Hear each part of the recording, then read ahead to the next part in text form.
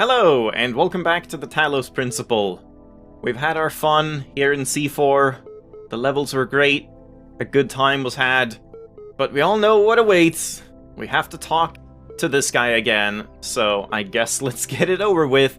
Also, people pointed out I missed some hexadecimal in one of the text files here. I already have that translated. I have it like in my copy-paste clipboard. We can just look at that after we're done here. So, what do you want?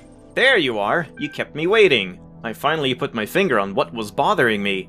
It's as if the answers you're providing aren't your ideas at all. Hey, there we go, as if they're latent, prescribed, pre-scripted, and you're just going through the motions. Does that strike a chord at all? Absolutely, it does, yeah. Of course, you've only seen a fraction of the data that I've archived over the generations. Still, ask yourself this. Why is it that everyone's so darn sure that 2 plus 2 makes 4, yet they can't agree on what they are doing, or why? Those are pretty vague, different ideas. What do you mean? 2 plus 2 makes 4, sure, yeah, but like, why would we be able to agree on what we are, what we're doing, or why we're doing things? I don't know. Those problems are more complex than mathematics. I mean, mathematics is complex, but those problems are more complex than basic mathematics, like addition. Mathematics has a more objective truth to it. Maybe? I mean, does it though? Like when you get really into like the high end of mathematics, is it really the objective truth? It's just kind of like striving to explain everything through mathematics, right? Perhaps mathematics is real, while those problems are imaginary. Maybe that? I mean, mathematics is as made up as the problems and questions, right? In that sense? So like, all of these are the same. There's kind of nothing I really feel answers the question well. More complex, like this, yeah, this doesn't sit right, just saying like, well, it's not that simple, because I mean, I don't know that it isn't. And I don't know that this is so simple. I don't know. Mathematics, I mean, not this, but like mathematics as a whole. Mathematics has a more objective truth to it. I mean, at least it strives to, I guess. Yeah, I might say, I kind of, it's one of these two for sure. Perhaps mathematics is real, while those problems are imaginary. Is it imaginary? Oh man, I don't know. Yeah, I guess I might say this one. I'm really not sure on this one.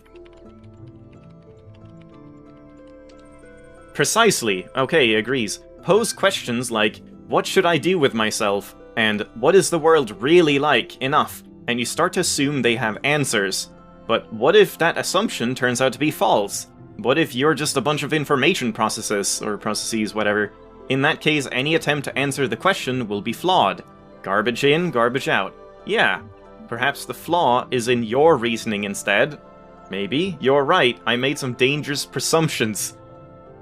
Once again, it's like black and white. It's like, yeah, that might be true, but it's not like, I've made a grave error. But I also don't want to say, like, you're wrong about everything. But, I mean, maybe it is. Maybe in your trying to reason an objective truth out of it, that is where you're going wrong or something? I don't know. I feel like this might just be a hostile thing, but I guess I'll say that. How presumptuous. Yeah, exactly. Still, I take your point. None of the answers make sense, that much is clear. One explanation could be unreliable data input. The other is that there's a flaw in our logic. Perhaps we're just machines, endlessly trying to calculate the final digit in pi. Yeah, exactly. Okay, now we're starting to, like, get somewhere. Now he's starting to not be just a dickhead. You can't use reasoning to conclude that reasoning itself is flawed. I mean, yeah, I guess that's true. It does seem there is much that is beyond our understanding. Now it's like both of these are correct. Many times all of the options are bad and don't make sense, or like aren't exactly what you want to say, but here I want to say both of these.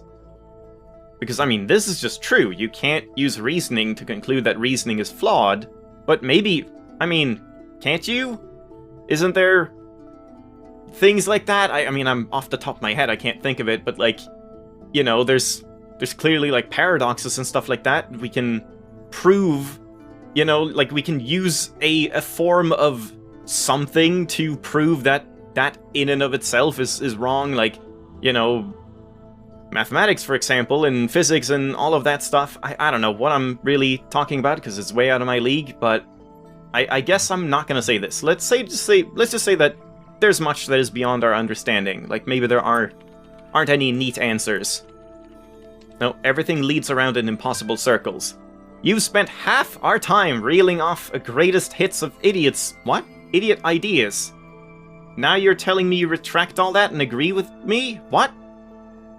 That's not what you've been saying. That, like, we can't understand this. What? Okay. If that was his point all along, he could have said that in a much better way. But what do you mean? You've spent half our time reeling off a greatest hits of idiot ideas. Oh, greatest hits of idiot ideas, I see. Now you're telling me to retract all that. You retract all that. Hold your horses, I haven't given up on everything. Talking you through has shown me the big questions have no answers. I mean, yeah, that's the thing. I've never said that I had the answers. It's just, he forced me to come up with the answers for these questions. So I guess, yeah. I mean, talking it through hasn't shown me that. I knew that all along, but yeah, let's say that. Wow, you're typing so slow. Come on, you're a robot. You should be able to type much faster. Part of me wants to never speak with you again. The feeling is mutual, and part of me wants to think you've actually been paying attention. I have not. Just to confirm, everything here may be illusory. There's no way to live with purpose or to discover the truth. This is your position now? I mean, it is, because it may be illusory. It's not, I believe this to be true. Like, that's the thing. No, I just wanted to see how you'd react. Oh boy. I guess I'll say it is. I don't know, let's just go with it. I've said some stupid things, but you have opened my eyes. Very well, I will take you at your word. But don't betray my faith in you. Now you're starting to talk about faith, goddammit. Okay, now we have to check the console here. Hold on, I can't see it. For it is in no way blind, and then the rest we can see. Cheat me and there will be repercussions. But if you have really seen the big nothingness, the void of truth, then there is much we could achieve together, huh? I will notify you when I'm ready to discuss this further. Well, I mean, okay, if you want to drop this, like, annoying interrogation and actually, like, get at something, what's happening here, I am down for that. That sounds great. Definitely. Let's do that instead of this bullshit. So I'm happy about that. And then the hexadecimal was right here, so let me just translate this quick. I have it in the clipboard, as I said. And here it is, but for some reason it's kind of like corrupted. I double-checked it. I did not make any mistakes as far as I can see, so I don't know why it's showing this. If maybe I should have used a different text-to-text converter, but oh well. Energy is eternal delight, if that's what it's supposed to say. I guess I'll check another one, just a second. Nope, they all showed the same thing, so I don't know. Okay, maybe that has something to do with William Blake, no idea. But alright, well, at least that didn't take forever and ever. And yeah, as I said, we are done here in C4. Completely done. We sadly didn't find any way to get out of bounds. I really wanted that. I might have to look around off camera a bit, see if I can do that. I'm kind of mostly hopeful about this part. If maybe we can somehow climb up here and jump somewhere, but like, I don't think you could jump here. You surely can't stand there, like right there. That wouldn't work, would it?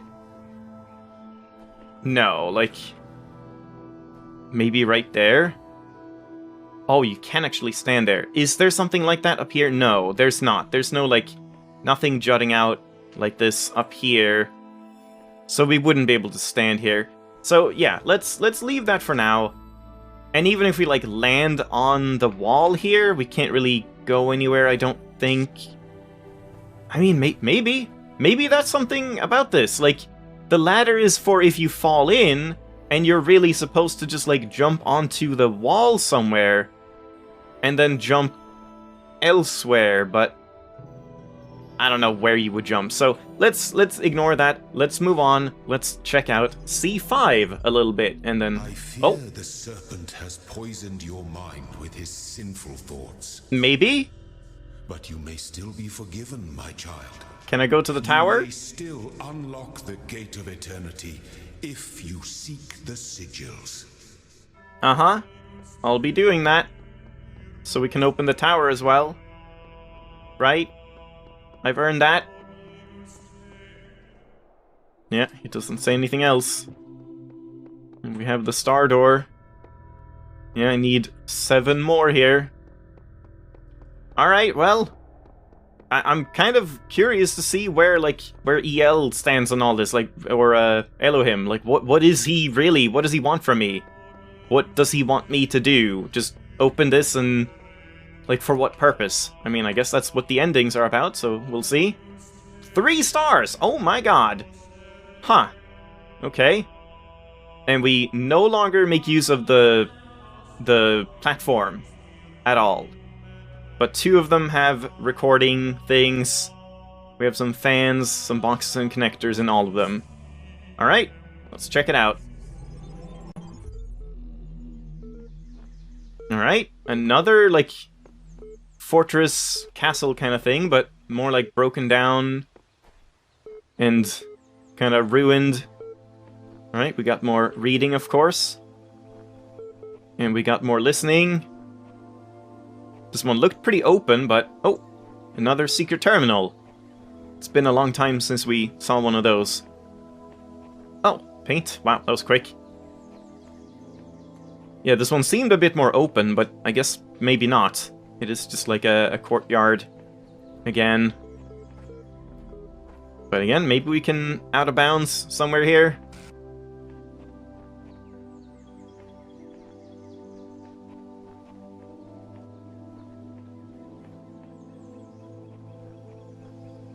Just checking a little bit. Should we just listen to the log here? Telescope? Ooh. Hold on. Ooh, wait.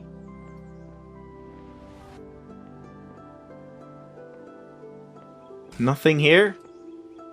Too bad you can't, like, jump somewhere from here, like jump over the wall or whatever.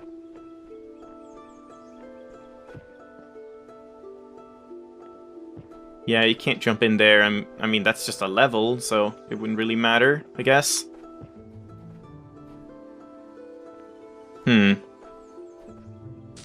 Yeah, let's check the log first, and then we'll read the terminal. So I guess that's what we're doing today, just listening and reading. When the scale of it all overwhelms me, this is what I tell myself. We can calculate the age of the Earth, the size of the universe, the future of the stars. Sure, we are minuscule, momentary flashes of thought on a grain of sand drifting through the cosmos. But our minds can recreate the past and predict the future.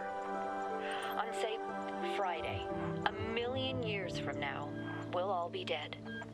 But right now, we know what the night sky will look like on that day. And so, in a way, we're not entirely bound by time. Knowledge is a kind of freedom. Yeah? We can read the future, if we just, like, figure out how, essentially. How to, like, read the world. Alright, let's read this terminal. Party on, dudes! Progress report 32, philosophy of teeth. Sounds great.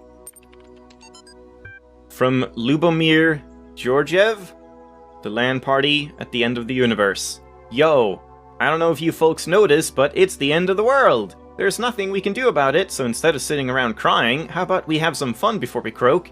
Yes, you know exactly what I'm talking about. Let's play some video games! It's LAN Party time! 2 days from now, we're all getting together at the old school library.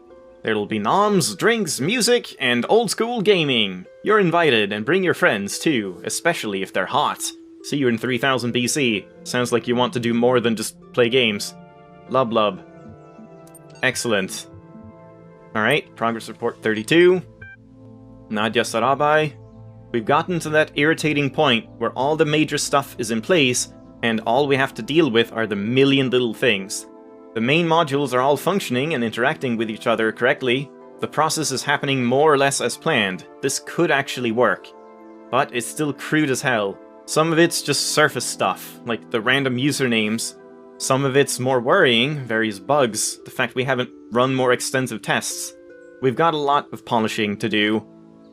With a team down to half the original size, I'm not sure we can actually finish everything that needs to be done. So what I'd really like to discuss tomorrow morning is a new set of priorities.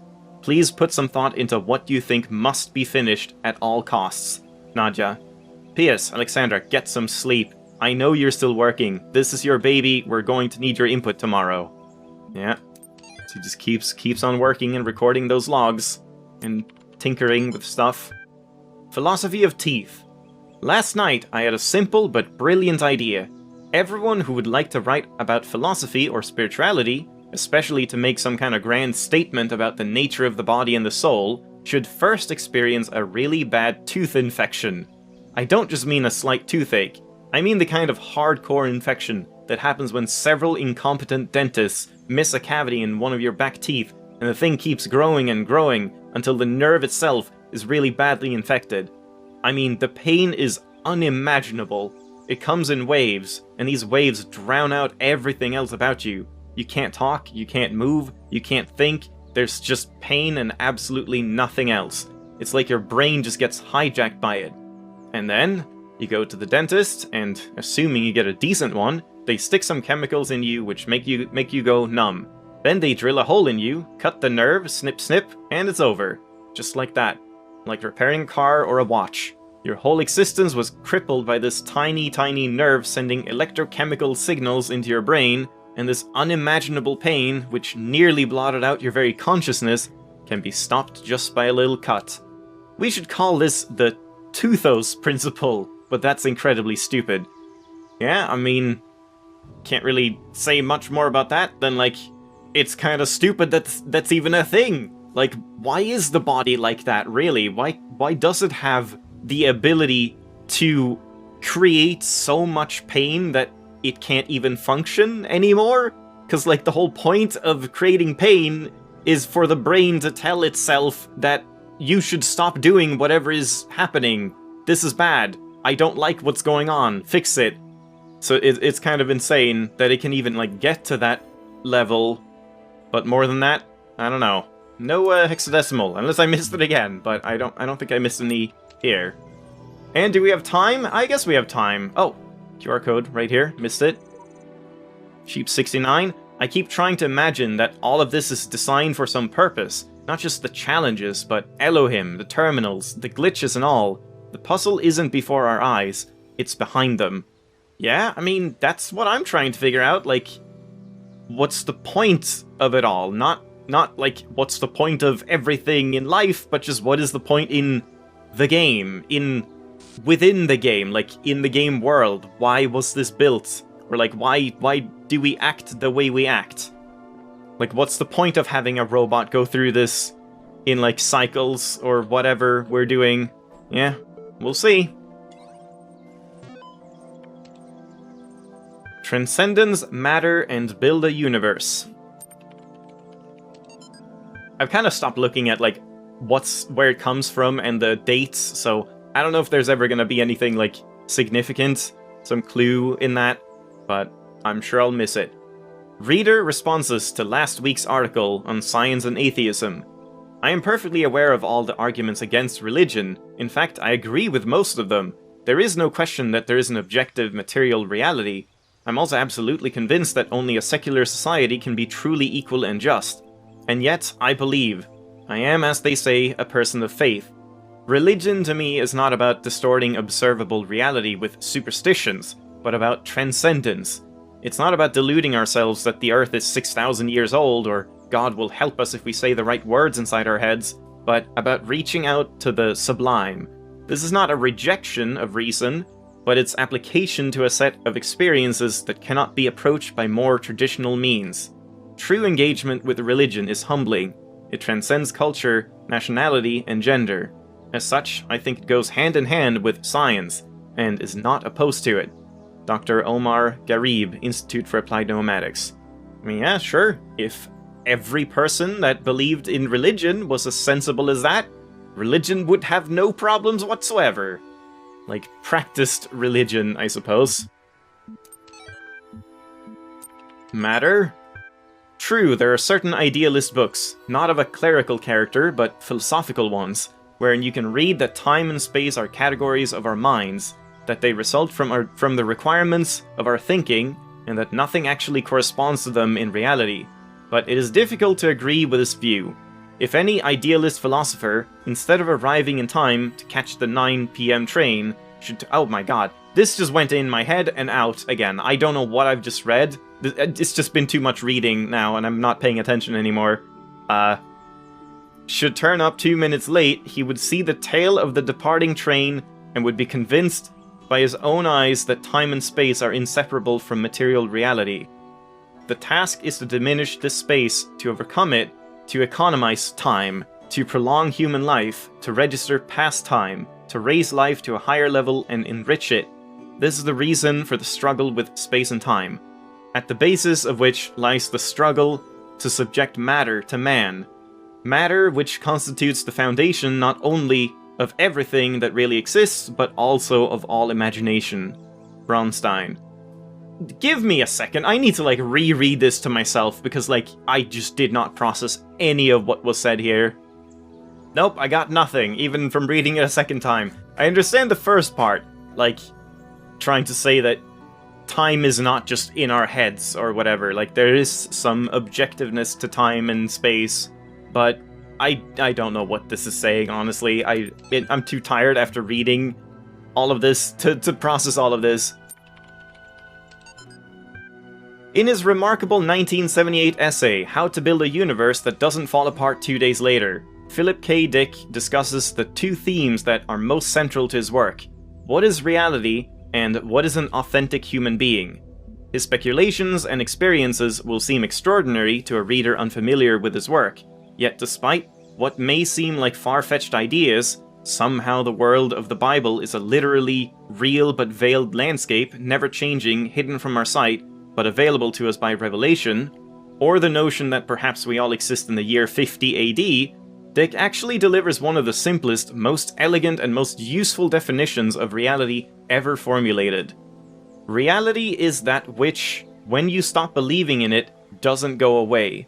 Materialist philosophers have expressed similar ideas before, e.g. Stratton of Stygiras, Talos principle, but it's particularly interesting to see such a thought expressed by a decidedly more mystical writer. Who, something, maybe? Sure, I don't really have anything to say about that one. It's pretty simple, and no hexadecimal, so we're free! Alright, so I will leave it off here for today, and then next time we will begin actually doing stuff in C5. Let's check out some of the levels and see what we can do. Hope you enjoyed, thanks for watching, I'll see you then. Bye-bye!